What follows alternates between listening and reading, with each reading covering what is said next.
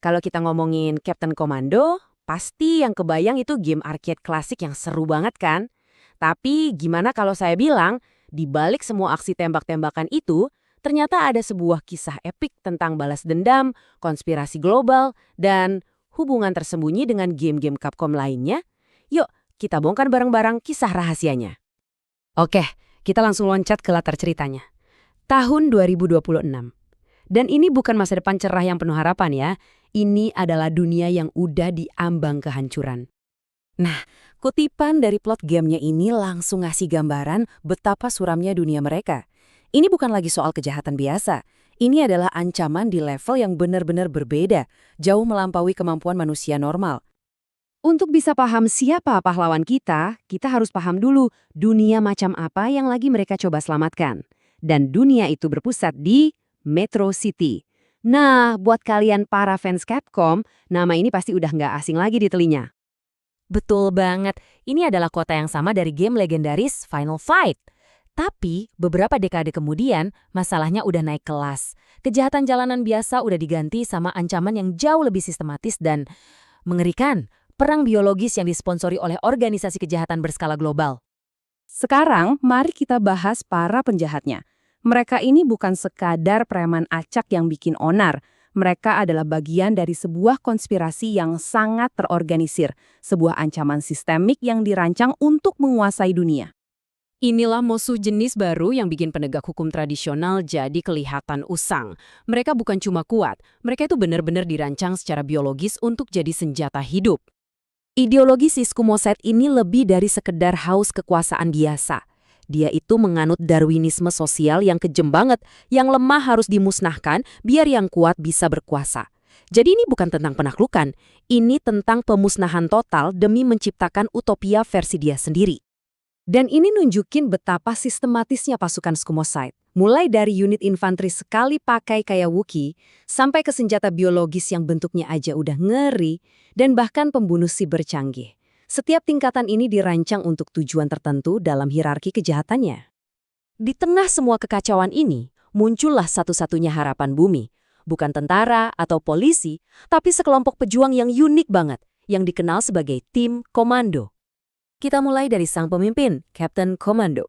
Di balik baju zirah berteknologi tingginya, ada seorang industrialis kaya raya, tapi asal-usulnya jauh lebih tragis dari yang mungkin kalian bayangkan.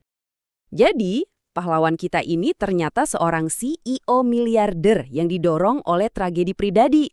Pembunuhan orang tuanya oleh Skamosite ngasih dia motivasi, dan kekayaan serta kejeniusannya ngasih dia persenjataan canggih untuk balas dendam. Oh, dan fakta unik, namanya itu plesetan dari Capcom. Keren kan?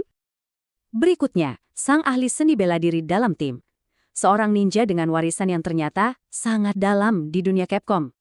Show ini bukan ninja sembarangan. Dia adalah bagian dari garis keturunan Bushin Ryu, sama persis kayak Guy dari Final Fight. Dan pedangnya, Lightning Light, secara teori itu salah satu senjata paling kuat di seluruh alam semesta Capcom. Bayangin, bisa motong sampai level atom. Sekarang, kita bertemu anggota tim yang paling misterius, seorang pengunjung dari dunia lain. Mark adalah perwujudan hidup dari kekejaman Skamosite. Dia kehilangan segalanya, dan teknologi yang seharusnya buat menopang hidupnya di bumi malah diubah jadi senjata mematikan. Pisaunya yang bisa melelehkan materi itu jadi bukti teknologi alien canggih yang dia bawa.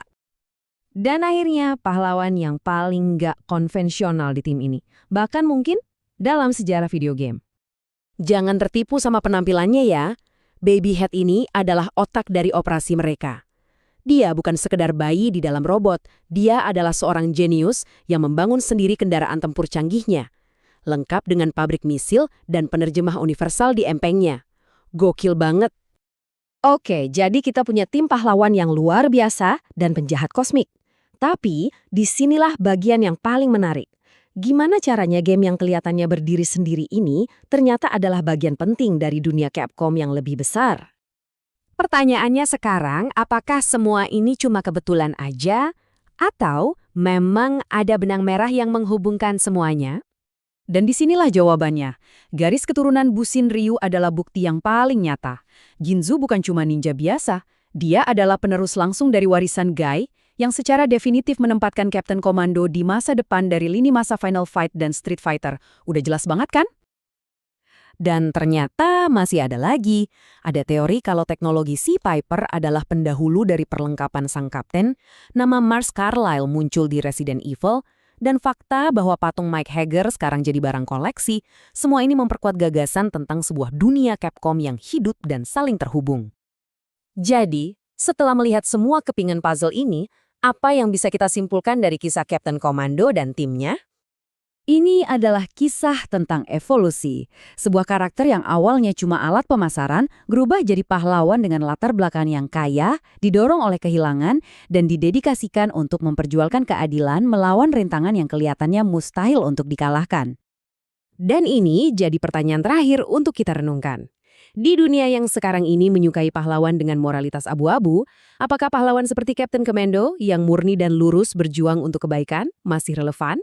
Atau mungkin justru sekaranglah kita lebih membutuhkannya daripada sebelumnya?